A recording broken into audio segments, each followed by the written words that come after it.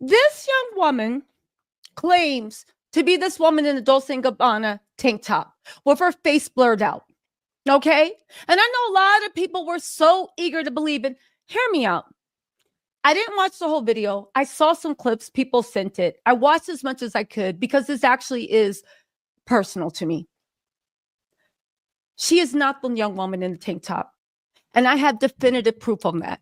In case you don't know, last week, a woman, I believe her name is Misha, came into the YouTube space claiming to be a victim of P. Diddy. She went on a couple of channels, one of whom I have already made a video about him entertaining these scammers. She was claiming to be the Jane Doe who filed a lawsuit against Diddy last year for violently assaulting her at his studio when she was a teenager. And she has fought very hard to keep her identity a secret, which is how I knew that woman was not who she claimed to be. And she then claimed that Cassie Ventura, P. Diddy's ex-girlfriend and a main witness in the federal case against him, had stolen money off of him. The Jane Doe's law firm, Douglas Wigdor, has since made a statement that she is not their client and her identity remains confidential, therefore proving she's a liar.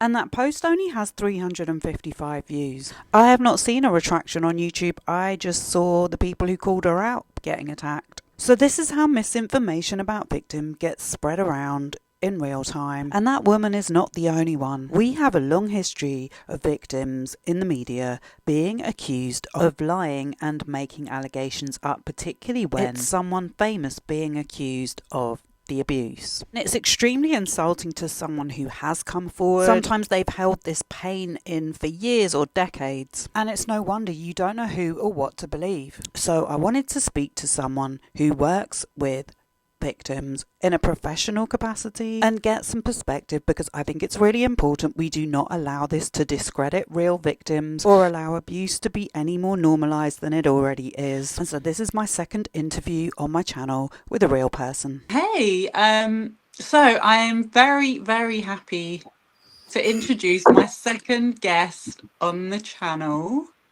ever. One day we will invest in a microphone and all of that shizzle.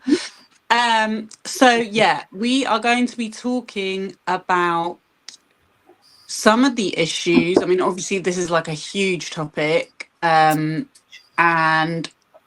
I do research in my channel. Normally I like look into things and then I present what I find. So obviously I'm very focused on evidence rather than just sitting there waffling, because I'm not. But yeah, so obviously you are an expert, you're a professional. I'm hoping to find more out about this subject of people that make fake allegations, because we do see it happening, especially on YouTube, especially recently with P. Diddy. But then when it's like a real victim, you'll see other people accusing them. And I'm like, yeah, I don't really think, well, we're going to find out from you. So we're going to talk about that. And we're going to talk about like this issue of generational abuse as well. Without further ado, can you let us know who you are and what your role is within the DV space, and like how did you come to do that? Because I feel like you've made it your passion in life.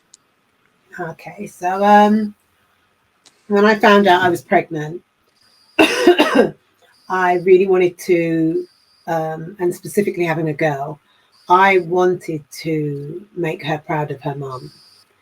So I wasn't a layabout. I was having a lot of fun. It was the 90s. We were having lots of fun. So I decided to go back to school and literally go back to college, South Thames College. And I started off on really basic courses. And it led me to some kind of interest in counselling. Excuse me for today, I've got a really bad cough. At the time, I had a friend that was going through so much, and she was spending a lot of time at my house.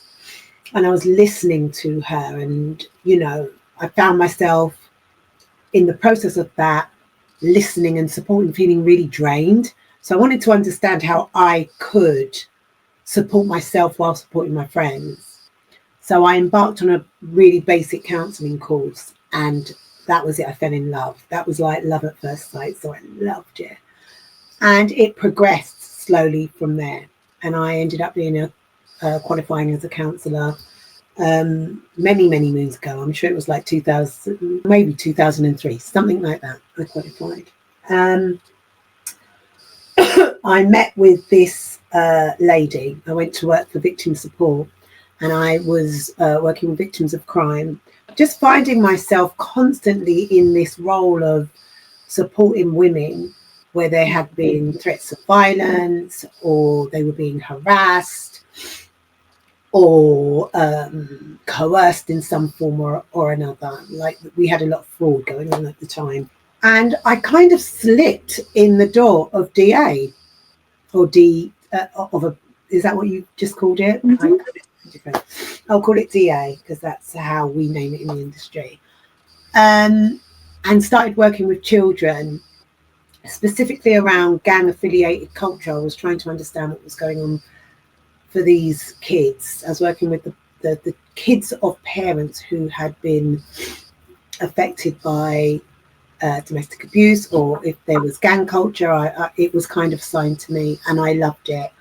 So I was in Ladbroke Grove at the time. I was working with an organisation called Connections. I don't know if I can name them. I don't think they even exist anymore.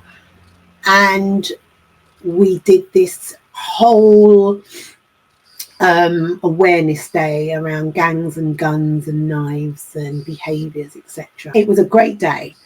But I got clients from that afterwards, and a lot of what we were speaking about was families and how they had got themselves into the situation that they was in some kind of street life, I would call it, rather than gang.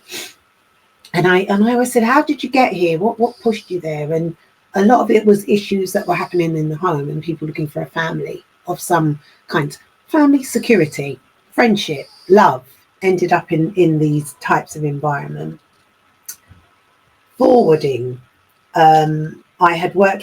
I then began working with children that were affiliated with DA in some form or another. So I was supporting them for many moons.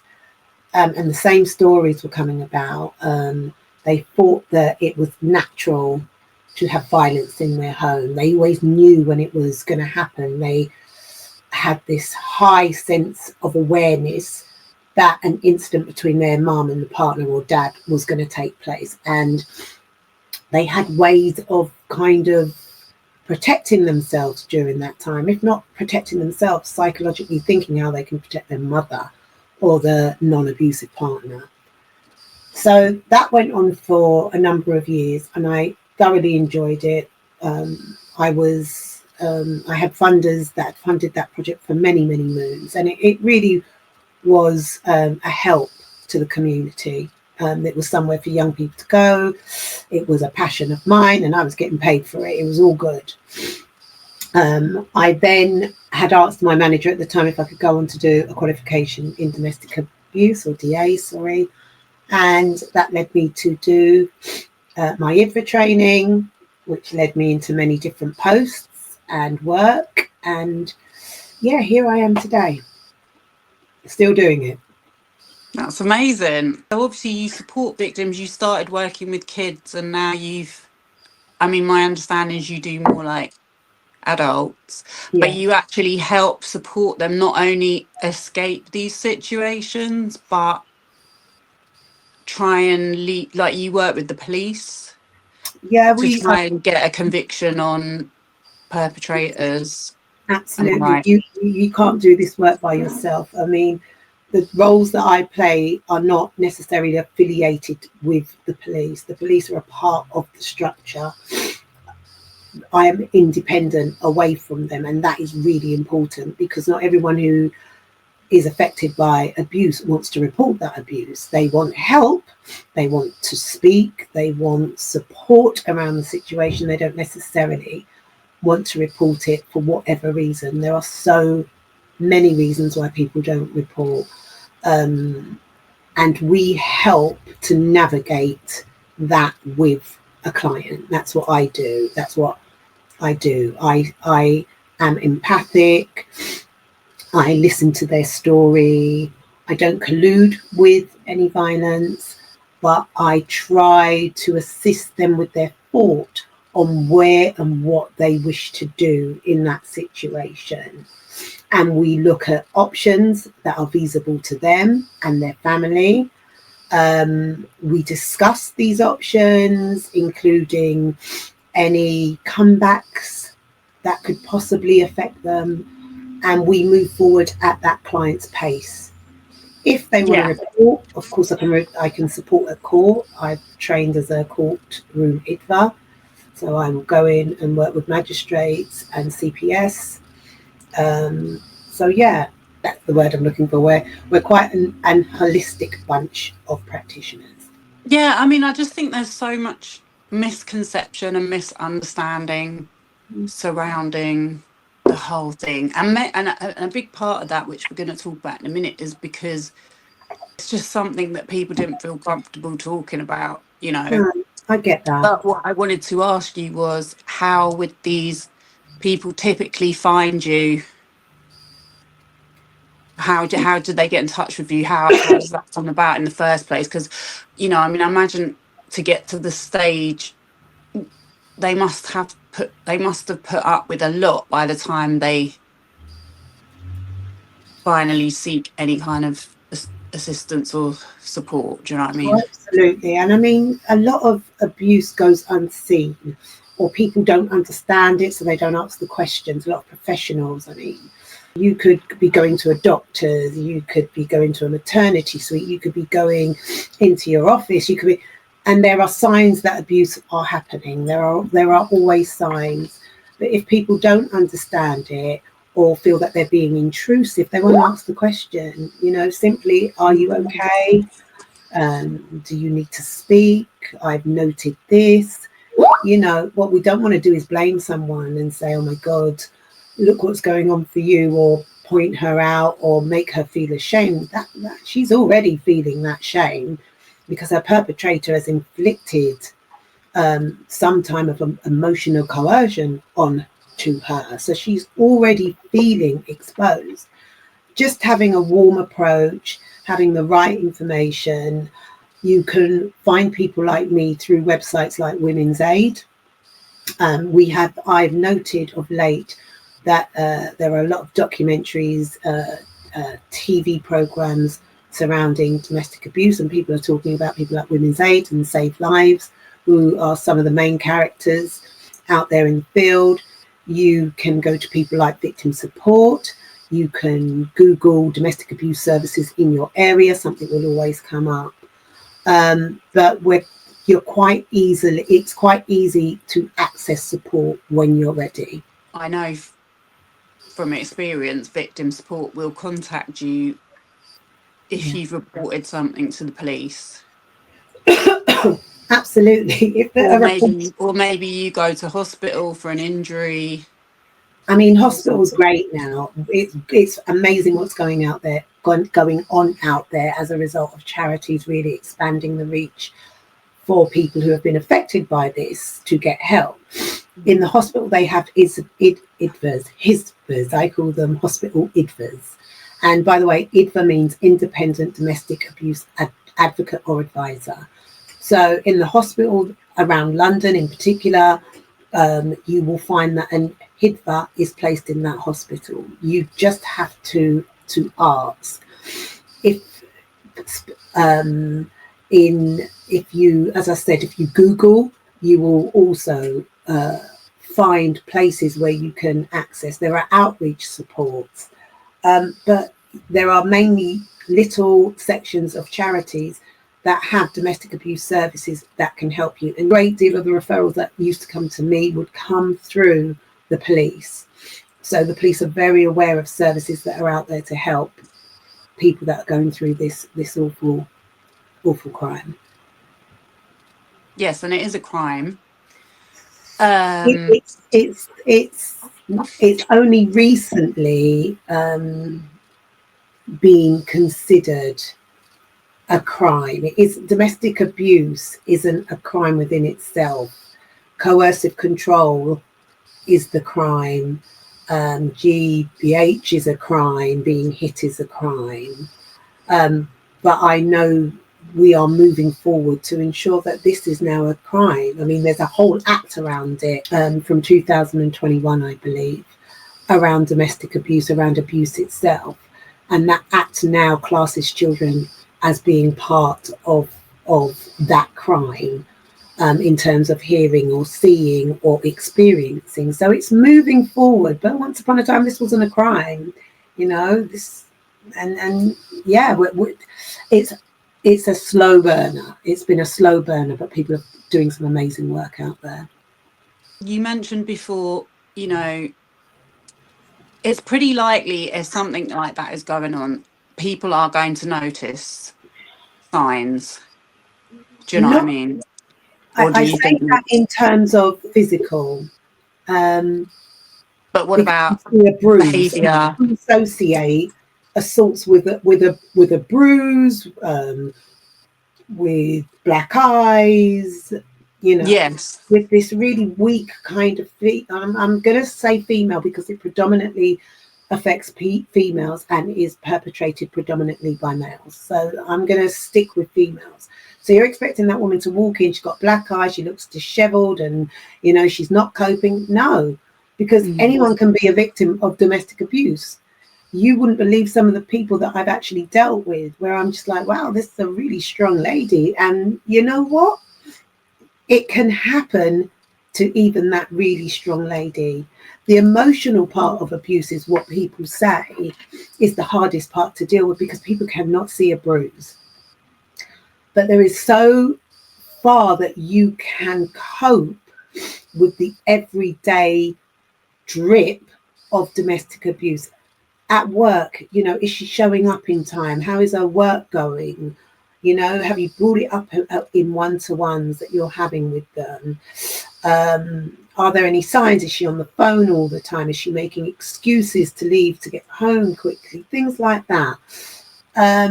You've got to, the emotional side is the bit that you've got to look for.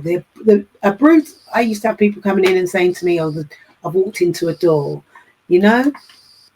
I don't want to label someone a liar when they're telling me they've walked into a door. I know what's happened, but they have to be ready to trust me, trust in me to be able to, you know, help them or walk with them to move forward. It's a difficult game because you love someone, right?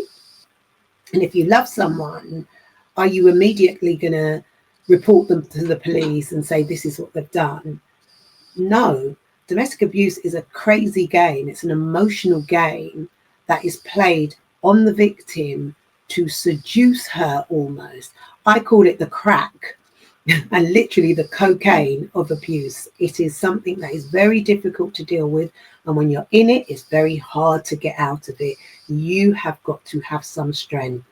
And I admire any woman that tackles that head on to find the strength to get herself out of it. Because it's not easy. Before Me Too, in particular, and even now, you hear it. Well, why didn't she just leave? You know, if it was that bad. But I saw a picture, even just recently, you know, we've had this Conor McGregor case where he's been found guilty of assaulting this woman. Okay. And obviously, he's got a brand that he's trying to protect, and he's got people that are out there trying to protect his brand. But even with like physical evidence, medical evidence, that's essentially how he's been convicted.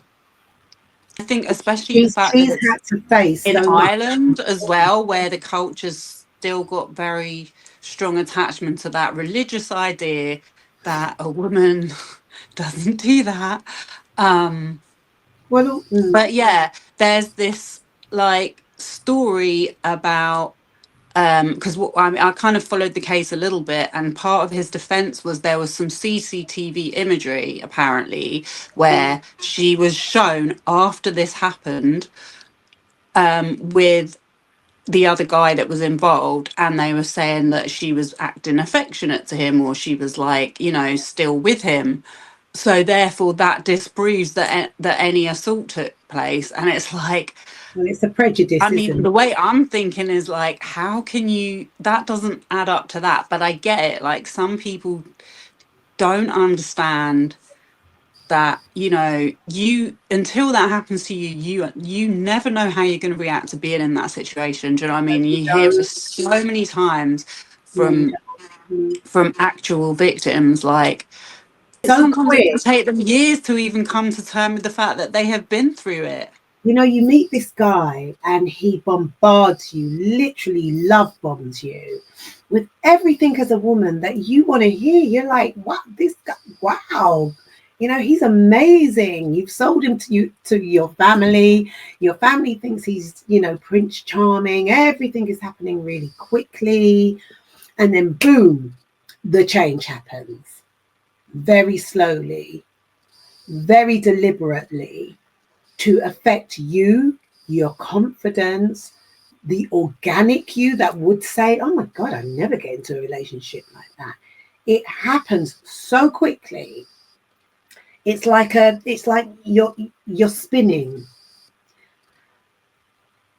What do you then do? And I say this to people, I say, why don't they leave? I'll say, love isn't a tap that you switch off. Yes, some people leave straight away. I'm not going to say all women stay.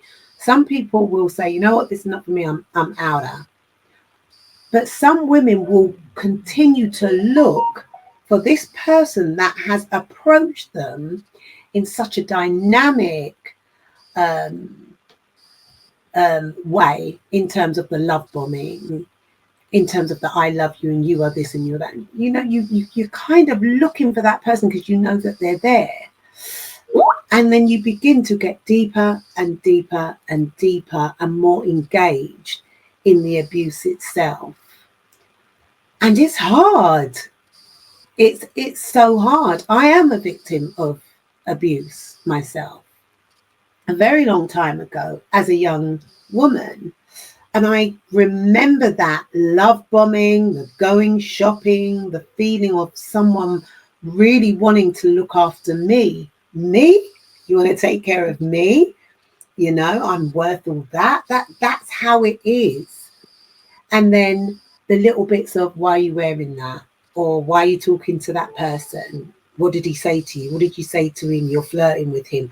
And you're constantly justifying yourself. You know, you're wanting to please, almost people please. We hear that word, people please. You're wanting to please and to prove yourself to this person that you're worthy of them. It's a manipulation game and it's crazy. And we have a very fine line, you know, as women, we're taught from a young age about romance Oh and my God, Prince I love the Charming. Cinderella story. And it's like there's such a fine line between romance and, Absolutely. like you just said, coercive, Have this too conversation all the well. time, Stones, where we I say, know, oh but my this God, is for the I love audience. Cinderella. This is why I'm bringing it to YouTube, It's because so good. my A channel great is way. about being real, and you know, we have no agenda. We're just trying to find out what's really going on. And like, for my own part, you know, this is not a means to an income to me. It's just like, I just want to feel like connected to other people that think something ain't right going on right now. Can we do anything to, like, again, react against it? It react against all this shit that's been going on? Excuse my language. Good. No, And we're both mothers. We're both mothers as well, so we feel and grandmas. very And protective. grandmas. Yes. Right. The generations coming up that we're like, I mean, obviously, that none of them watch it. None of them watch it. They don't even know I have the channel. You're the only person I've told. Oh, well, I'm But privileged. Thank anyway, you you very much. never know. You never know. But Thank yeah, you. so I want to get back to this topic of believing people, and everything you've said so far. It just feels like coming forward with an allegation to someone.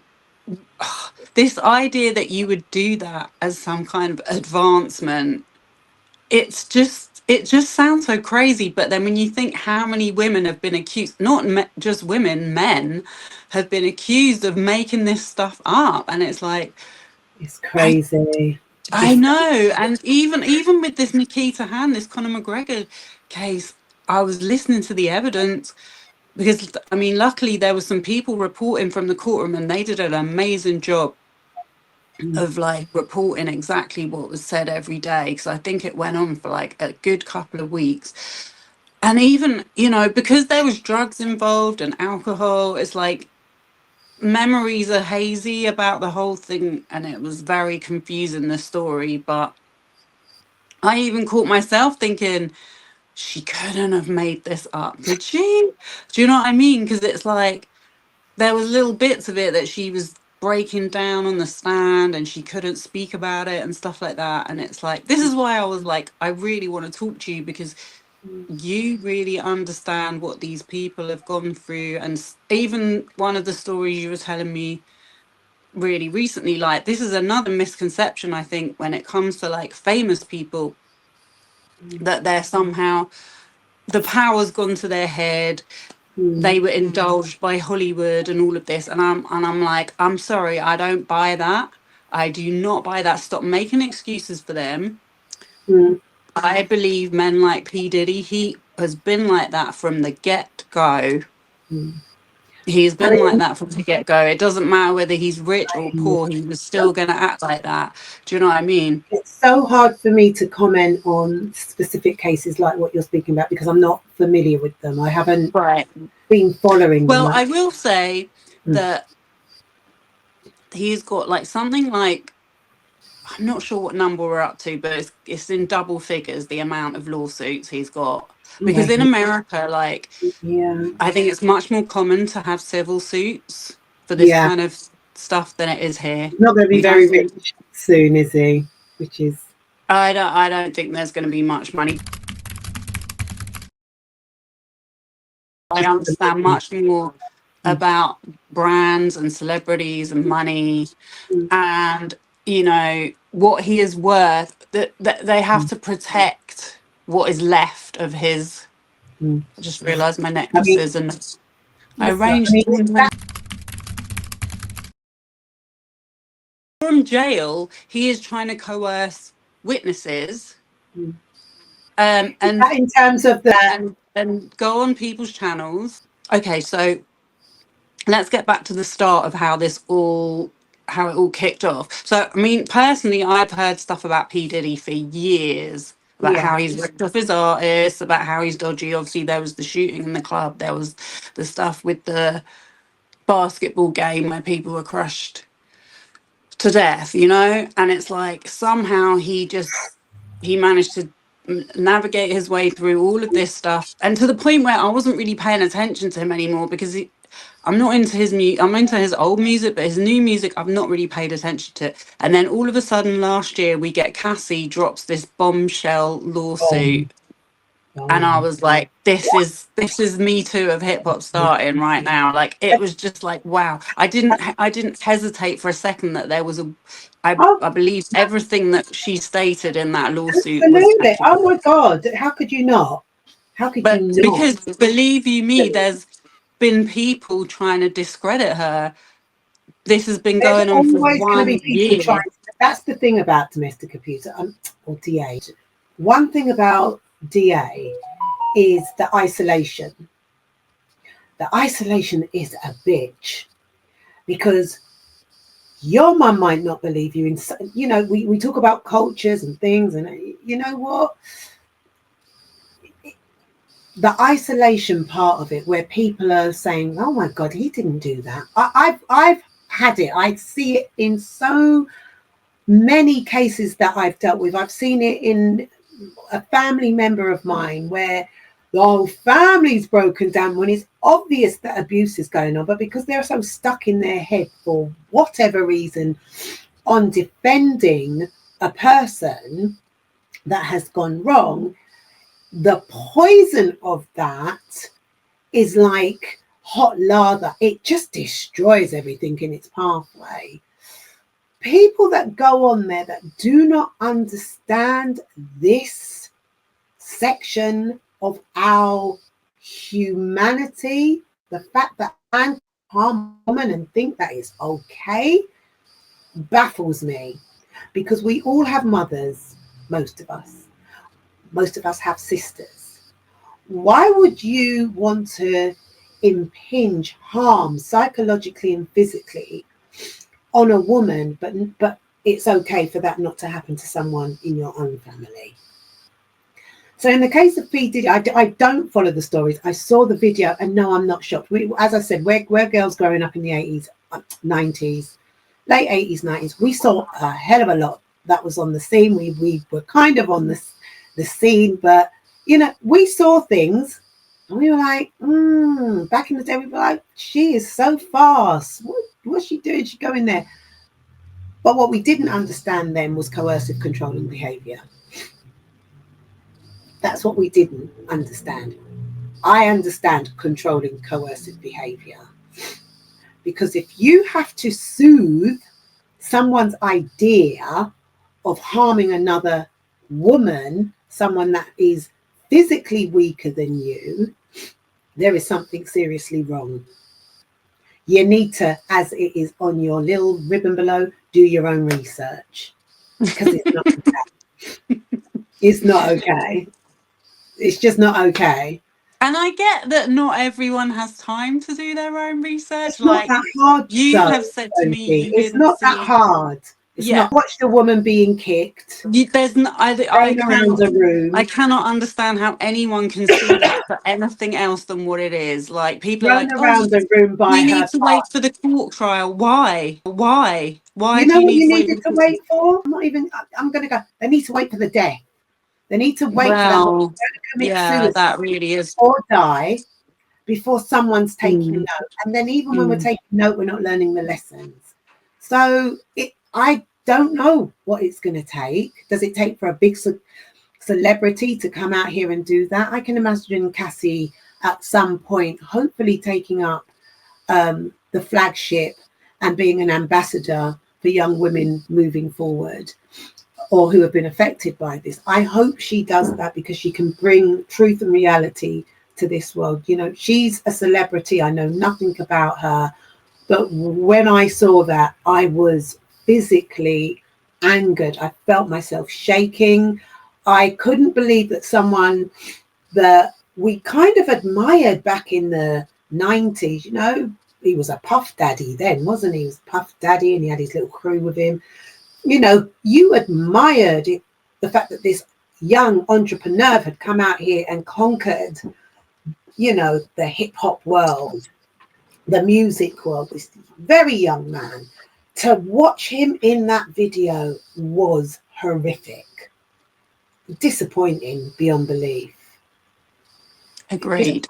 And I think, I mean, for me this year, 2024, I probably was nearly there, but I've just had to disengage myself from any of these people. Like, I still think there's a big sector of our society that looks up to celebrities and the entertainment world. Our kids definitely still haven't got it yet, you know what I mean? And it's like, it's a big guys, you've got to start understanding this is all an illusion. You know, they're not better than you.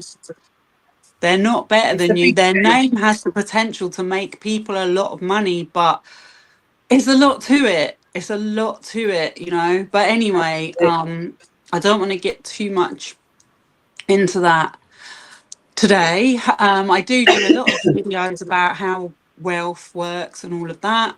Going back to this idea that people make up false allegations. So, I mean, look, you work with taking people to court, and I imagine that to get anywhere near that, you got to pass certain tests, right? I mean, if someone was to come to you and start to make, because I do understand that some people are in desperate situations and maybe they feel like that's a way to get out of a situation, but just, have you had any experience of it? Would you know if someone was lying?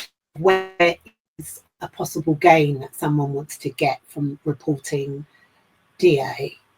I've never gone to court with someone that has made, in my humble opinion, false allegations. I cannot recall dealing with a case. I think I'm clued up enough to know now when someone might be playing, just playing the service, really. Yeah. But yeah, it's I never mean, the gone thing as is, I do actually have an experience of a male person who was accused of doing something to his that was kids. essay, right? That was for essay, yeah, the term essay. Well, inappropriate Yeah, I remember that. touching. But I remember that. look, as Years far ago. as I know, he was innocent, okay? But he still has never had a relationship with them. To this day, I don't know why she did that. But, you know, I can never say 100% what the situation, only they know. But do you know what I mean? I have seen it where I saw the evidence that she had presented, and it was terrible. It was nothing. So I I know mean, it if that's can not happen. happening and you put your children through something like that, for I don't know what the reason. I'm I aware of what you're know, but talking about. I I cannot think remember what one the reason thing, was. I think one thing that doesn't get talked about enough is that a lot of people have addictions, and there's often that can mess up their minds. And I do think, particularly in the case of some of the so-called victims I have seen on YouTube, you know, there's people these days as well using TikTok saying that they're so and so's long lost daughter. Do you know what I mean? I definitely think that there's some kind of chemical imbalance going on, or something has gone on. But Well, we know I that COVID would have had a really crazy impact on our mental health and well-being. COVID definitely has made things. When you're dealing with people, there is a sense, I don't know what word to give it, of almost being either desperate, their mental health, not desperate, as if they're unable to cope. This helplessness. Some people are doing desperation. really well. There's just there is something in the air where things are just not the same as they were before.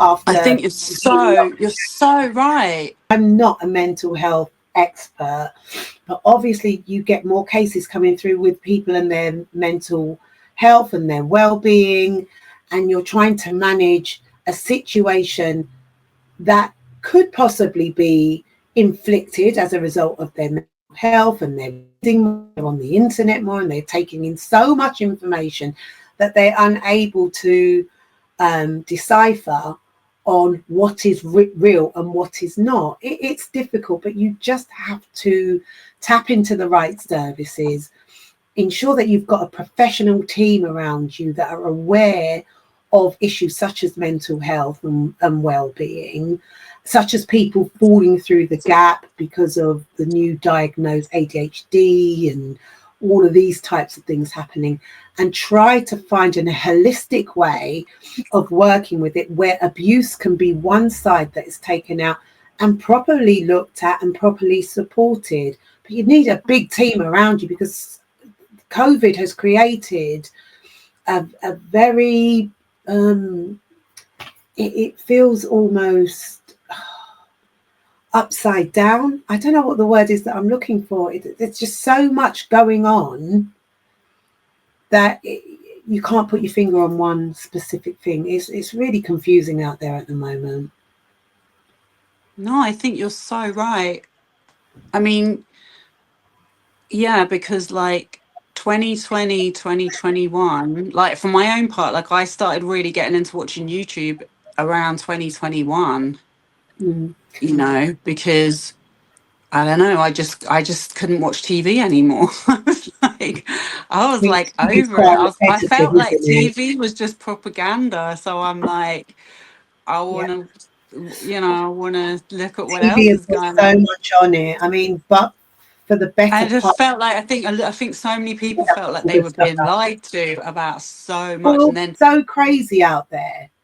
Yeah, this is for me as a practitioner that where I find it very hard to digest some of the things that I'm seeing and hearing. We have men in politics who are known for alleged abuse against women. We have men in British politics who can state alleged statements against women of colour. hmm You know, I'm not we have even going to say rolling alleged out. because some of them I'm it's going to say not alleged. alleged. Yeah, I'm It's going to say fact. alleged because I'm going to stand back. But we have this going on. And then you are expecting society to go about their day-to-day life as good little people. Yet our own government and the people that run it are displaying such distressing behaviors towards members of their team that I feel concerned when I see that. It just makes me feel like, I can see why people want to give up. But as I said, they are alleged. But when you've got people in top government jobs displaying behaviors and you're expecting people below them to behave in a certain manner that conforms a world that is meant to be socially, active, kind to each other, you know, hmm it's a bit of a Right. message to me. It's not just. It's It's not crazy. just politicians. Trust me. Every single time I investigate a company, the same culture, Yeah. covered up allegations. All of these celebrities, all of them, every single one I look at, they've got like they've tried to go to court to get things covered up. They've got allegations against them. They might not be known to everyone, but there's happened, It's and funny. We have access to everything, but we don't have but we have access to nothing, right? no, because Because well, we got people being able to cover up their shit, but my shit's all out there because I I haven't know got you the have to make a real effort, and I yeah. get that not everyone. I mean, that's why I came to start my channel because I just couldn't believe anything I heard anymore, especially when I was in one particular situation where I knew the person was telling porkies. I was like, I'm sorry, I'm not keeping quiet about this. Mm, That was why I made the first video I did because yeah. I was like, no one else is going to say it. I'm going to say it. Do you know what I mean? But anyway, yeah, you're absolutely right. We do have this crazy upside down world. And then somehow we're all We have expected to to like reform. act differently from what Yeah, we're we have shown to as reform. like the top examples. Things that I see out there where I'll be like, okay, so we've got this here. So it's in writing. And I'll think, how do you implement that? And if that situation comes back, how do we work with it? Because that's the, you know, I know. it, I think a lot of people bring up legislation all the time, and I'm like, look, legislation has never shown to be a good. It doesn't change. it's as good as the company that It promotes just it. makes it look like they're doing something about it, but it really doesn't change anything. It doesn't And it's as solve good as the problem. it's as good as the person that promotes it. It's as good as the person that works within those structures. Mm. Really, Like going back to violence and domestic violence. I mean, look, we all know, we can all sit here and say it's not something that is good for anyone. I know there are good for our certain. society. It's I was expensive. going to say, I didn't have to stop myself then. There are certain. It is mainly men that It is, mate. carry on this idea. We have to be vocal about that. It is predominantly perpetrated on women by men. Women are the predominant victims of domestic violence or Yeah. abuse. Yeah. So, I mean, the stronger women get, like, obviously, we've had Me Too, but then, and going back to the whole COVID in 2020, 2021, there was this huge movement going online called, well, I call it the manosphere or the brosphere, with all these podcasts and these super, and people like Andrew Tate. I don't know if you've heard of him, but The good thing is coming when you into get this practitioners, space the and younger ones getting will hold always of, educate yeah, you. getting hold of like the younger generations and going, Praise, bro, I know you're praise. depressed. Come, you should be like me. You know, I've got all these cars and girls love me. And, you know, meanwhile, they're like literally forcing underage girls. But it goes a lot I've deeper than heard, that. These people heard do it. actual courses, they do conventions where you can go to lectures, and it's all about like how to get a girlfriend. And it's just like Really? crazy because, God, strange oh since my Monday. God, You yeah, go it to goes lectures deep. now?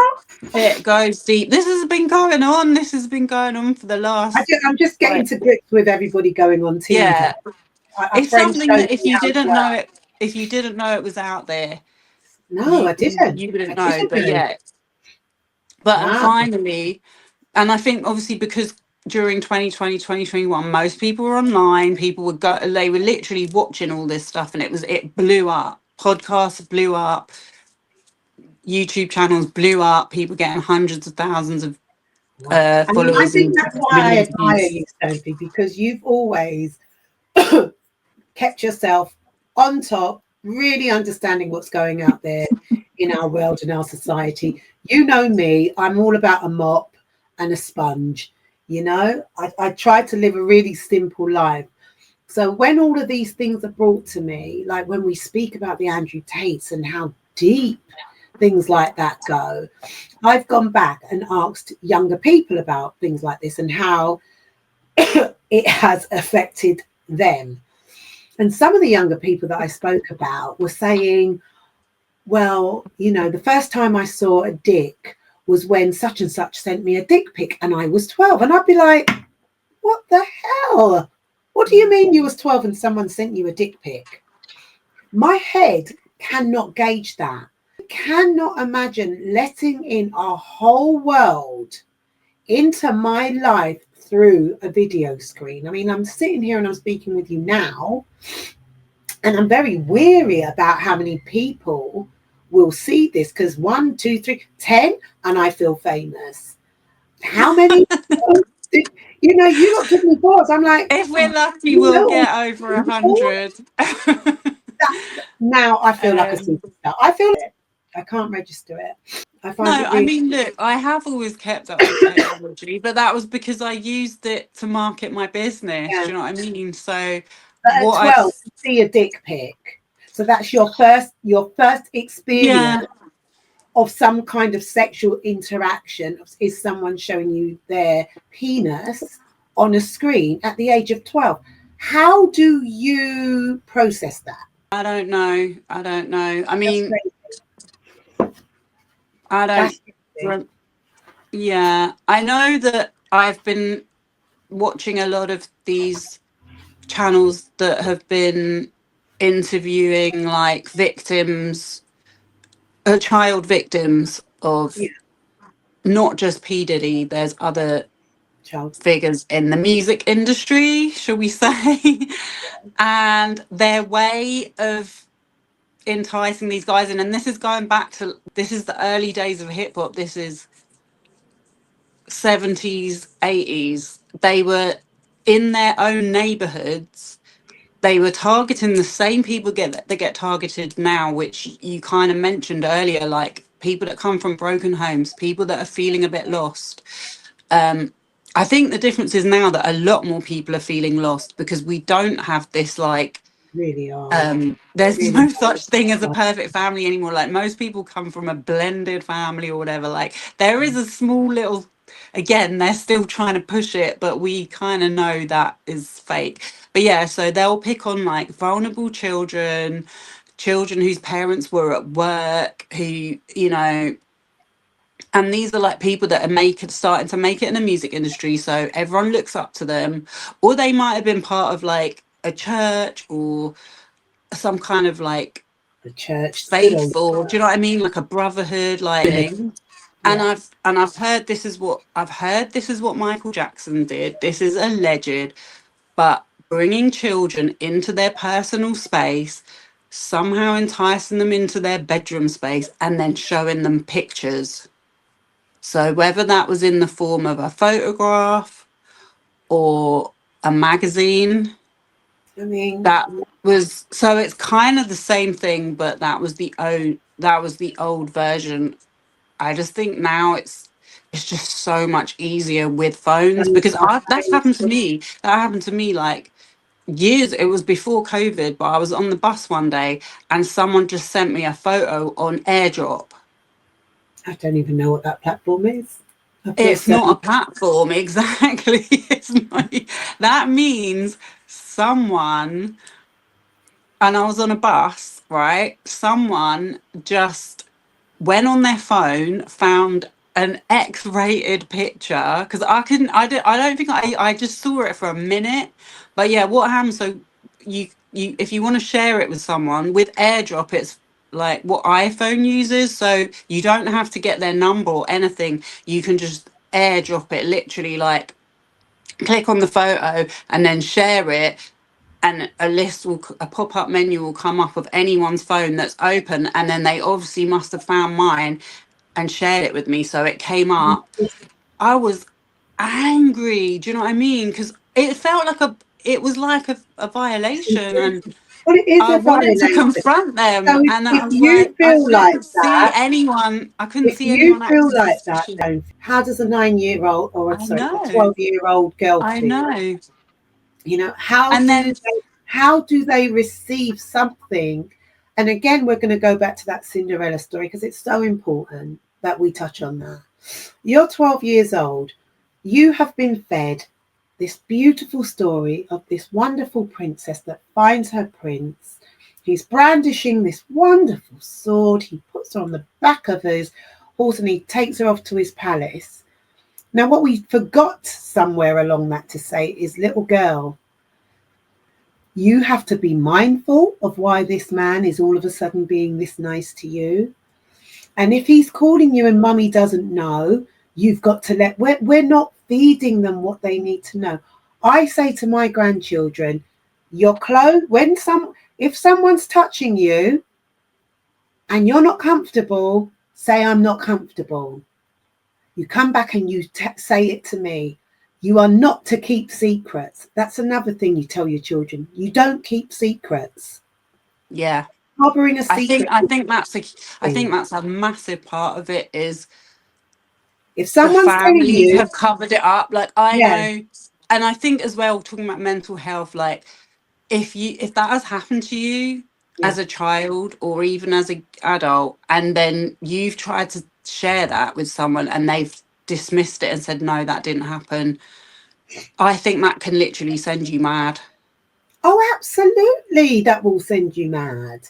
And I Because think you'll think that you've when done something. There is something that is going on inside of you that is saying to you, this doesn't feel right.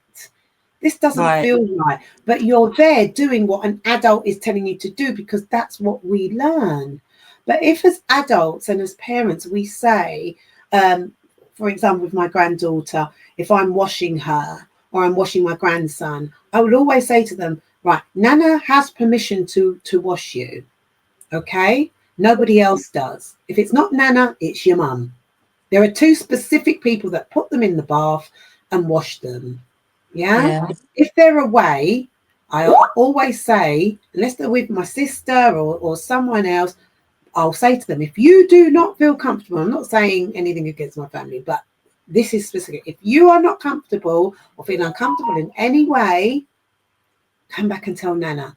Even if you feel that you're going to get in trouble, the best person to then talk to is Nana, because you can't get in trouble with Nana. You know, I make sure that they know that there is a safe space for them to go to. I'm not saying anybody's right or wrong in how they raise their children. That's what I do, because it's important for your children to have tools and to have a plan where they can share something that doesn't feel right. When I spoke to these girls about the dick pic, I said to them, well, where did you take that? They said, well, where could we take it? You didn't take that to your teacher. You didn't take it to, I think they probably had shared it amongst their other friends and they was all having a laugh. So now that picture of someone's penis has not only gone to that 12-year-old girl, it's gone to numerous 12-year-old girls. Where do we go from there? You know, is that person asking you back for a picture of yourself? We've got to really understand what we're putting in front of our children